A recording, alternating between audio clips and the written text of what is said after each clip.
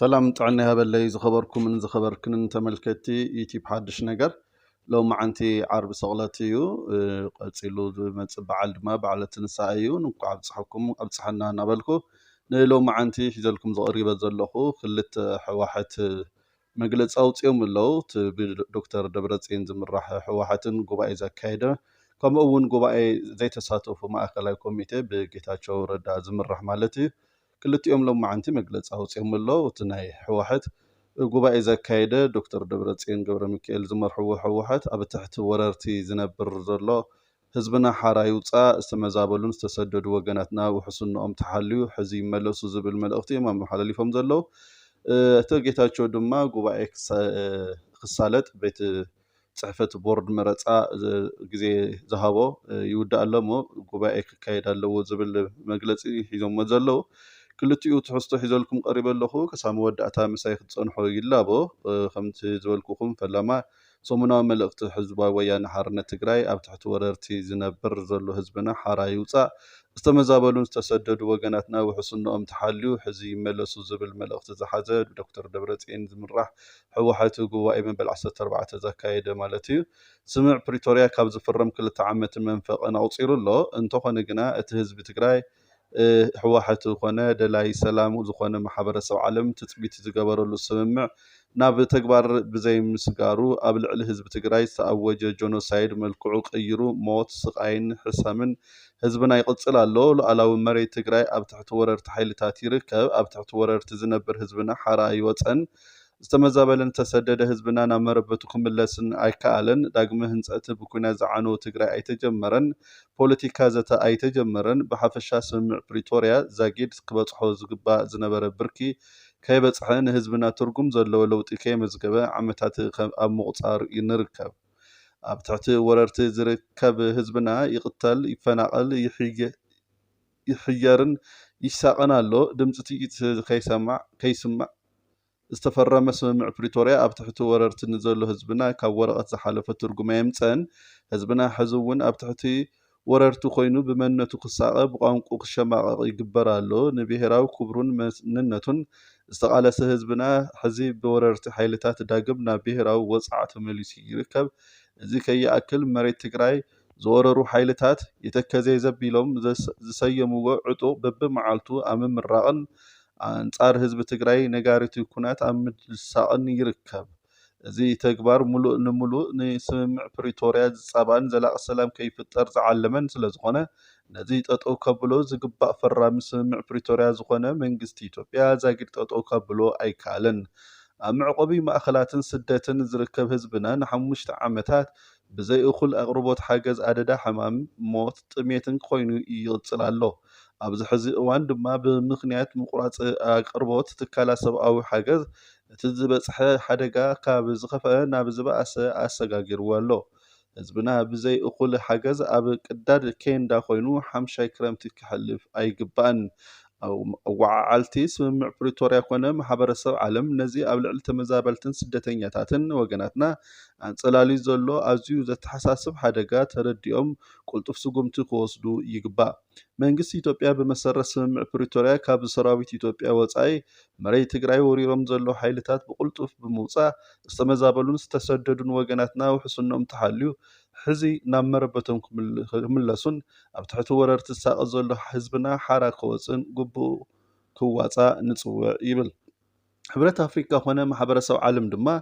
ነቲ ኣብ ባይታ ዘሎ ህልው ኩነታት ተረዲኡ ኣብ ሓፈሻዊ ኣፈፃፅማ ስምምዕ ንምዝታይ ፓነል ሕብረት ኣፍሪካ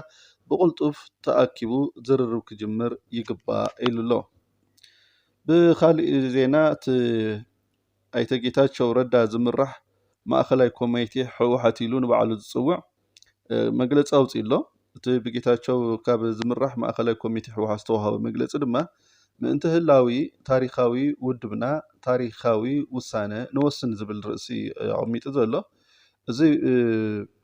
መግለፂ ከምቲ ዝፍለጥ ብምኽንያት እቲ መበል 14 ጉባኤ እናተባሃለ ዝፅዋዕን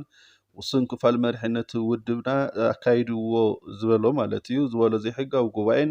ኣብ ትግራይ ብሓፈሻ ኣብ ውድብ ሕወሓት ድማ ብፍላይ ኣብ ታሪክ ዘይተረኣየ ፍሉይ ፖለቲካዊ ኩነት ንክውለድ ምኽንያት ኮይኑ ኣሎ ቅድም ቀዳድም እዚ ጉጅለ ነቲ ጉባኤ ዝብሎ ንምክያድ ትውስን ኣብ ውድብ ኣብ መላእ ሕብረተሰብን ህዝብን ኣብ ቀጻሊ ዕፃ ወለዶታት ትግራይን ሓደገኛ ጽልዋን ውጽኢትን ከም ዝፈጥር ዝገመትናዮን ድምዲምና መርገጺ ከም ዝወሰድናሉን እኳ እንተነበረ ሕዚ ኮይንካ ክረአ እንተሎ እውን ብተግባር ሓቂ ምዃኑ ዘረጋገጸ ኮይኑሎ ይብል። ዞባ ከም ዞባ ሙሉእ ዘይተሳተፈሉ ቁጽርን ዘይነዓቕ ወረዳታት ዘይተረኸባሉ ፍርቂ ሓይሊ ማእኸላይ ኮሚቴ ዝነጸጎ ቁጽር ኮሚሽኑን ነባራት ተተካእቲ ነባራት ማእኸላይ ኮሚቴ ዝተቃወምዎ ምስ መንግስቲ ፌደራልን ቦርድ መረፃን ክውዳእ ዝግብኦ ፖለቲካውን ሕጋውን ጉዳያት ዕልባት ኣብ ዘይረኸበሉ ብሓፈሻ መኸተ ኣብ ዘይተገምገመሉን ዝተማልአ ውድባውን ህዝባውን ተቐባልነት ዘይብሉ ብተብተብ ዲሞክራሲያዊ ብዝኾነ መንገዲ ዝተገበረ ስለ ዝነበረ ምቅዋምና ኣዕርዩ ትክክል ኣብ ታሪክና ኣብ ዝሰርሐናዮ ተባዕ ፖለቲካዊ ቃልሲ ሓደ እዩ ኢሎም ኣለው ከም መርገፂ ማለት እዩ። እዚ ጉባኤ እዚ ዘምፅኦ መዘዝ ሕዚ ነቲ በዓል ነዊሕን ድሙቕን ታሪክ ውድብ ኣባላትን ከፋፊሉ ኣብዛ ፀባብ መድረክ ንተጣየሸ ሓስዩ ነቲ ጅግና ሰራዊትና መራሕነቱን ተከፋፊሉ ኣባላቱን ፋሕፋሕ ኣቢሉን ህዝብና ኣብ ተስፋ ሕዌት ክጽልምት ገይርዎ ኣሎ። እዚ ከም ኣብዚ ታሪካዊ ውድብ እዚ ዘለና መሪሕነት ብጣዕሚ ሕዝንን የጉሄናን ክብል ገሊጹ ኣሎ። ብስምረት ሓድነትን ቆይምና ህዝብና መሪሕና ካብ ጽንተት መከራን ክነድሕኖ ብዘይ ምኽኣልና ዝስምዐና ሓዘን ወሰን ይብሉን ኢሉ ኣሎ። ማእኸላይ ኮሚቴ ማለት እውን እቲ ብኣይተ ጌታቸው ዝምራሕ ማለት እዩ ኣብዚ ከምዚ ዝበለ ሕማቕን ኣጋጣምን ጸሊም ታሪክን ዘትሎ መበገሲ እቲ ዘተ ድማ ማዕረ ትብህልኽ ብድሕረትን ብድንቁርና ዝተሰነየ ዝበሎ ጉባኤ ማለት እዩ ውሽጣዊ ጎነፅ ናይ ምእላይ ሕማቕ ባህልን ምፍራስን ምብትታንን እቲ ውድብ ዝድለን ዝምነን ደጋዊ ሓይሊ ምህላው ስዒቡ ደው ኢልካ ምሕሳብ የድሊ እዩ ካብ ዝብል ዝብገስ እዩ ኣሎ። ስለዝኾነ ድማ ብመሰረት ዝምልከቶም ናይ ፌደራል ኣብያተ ዕዮ ቅድም ኢሉ ብተኸታታሊ ዘውፅኦም ንሕጋውነት ህላውን እቲ ውድብ ኣብ ሕቶ ዘእትውን መሰረታዊ ድሌት ህዝብና ዝፀባአን ድንጋጌታት ግድን ዝተፈለየ ውሳነ ክንውስን ደፊእና ኣሎ ይብል። እቲ ውሳነ ከምቲ ህዝብና በተደጋጋሚ ዝሓተቶ ከምቲ ንዓና ሓዊሱ ቀሊል ዘይባል ሓይሊ ውድብ ዝጠለቦ ምእንቲ እቲ ዝኣምነሉ ህዝቢ ክንብል ብፍላይ ድማ ቦርድ መረፃ ኢትዮጵያ በቲ ዝሓዞ መርገፅን ኣብ ልዕሊ እቲ ውድብ ንክፍፀም ዝፀሓፎ መግለፅን ቅድሚ ምፍፃሙን ዝተዋሃበ ናይ ግዜ ገደብ ቅድሚ ምብቅዑን ሕግን ስርዓትን ብዝፈቀዶ ስምምዕነት ፕሪቶርያን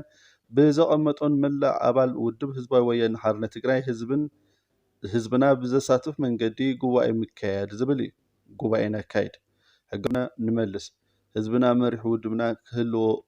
ክህልዎ ንግበር ልዕሊ ውልቃውን ጉጅላውን ድሌታትና ብምዃን ታሪካዊ ውሳነ ንወስን ይብል። ንሕና ይብል እቲ መግለፂ ናይ ቃልሲ ኣንፈትና ነፂርና ግን ድማ ኣፈላላይና ንጎኒ ገዲፍና መድረኽ ዝጠልቦ ታሪካዊ ውሳነ ብምውሳን ውድብ ይፅበዮ ካብ ዘሎ ናይ ጥፍኣት ሓደጋ ንምውሓስ ዘለና ድሌትን ቆራፅነትን በዚ መንገዲ እዚ እናሓበርና መላእ ብሄራዊ ዓቕምታትና ተጠቒምና ስምምዕ ውዕልስ ፕሪቶርያን ክንፍፅምን ትግራይ ናብ ዝግባኣ ብራኸ ክንወስድ ፃውዒትና እናቐርብ ይብል። እዚ እንተዘይኮይኑ ድማ ይብል ከም መወዳእታ